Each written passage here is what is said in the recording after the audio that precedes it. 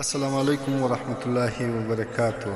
ته د ژوند له ستونزو ستړی شوی، شپه د زړه ناارامه دی، ذهن در باندې بوج دی.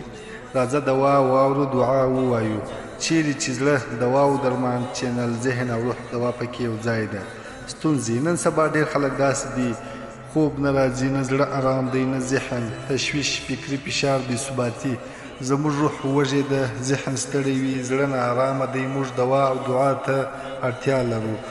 دعا نوموړې دعا د زړه او ذهن د ارامتیا لپاره او د بې خوبۍ او تشویش لپاره کافي ده. د طب حل: خپل جسم ته رحم وکړه، هره ورځ لږ تمرین وکړه، پاک خواړه وخوره، د خوب وخت وساته، د ذهن سکون ته وخت ورکړه، نیم ساعت قرآن شریف تلاوت کړه، له موبایل فاصله وساته او د الله جل جلاله ذکر او تسبیح مو په زړه او خوله باندې جاري کړئ.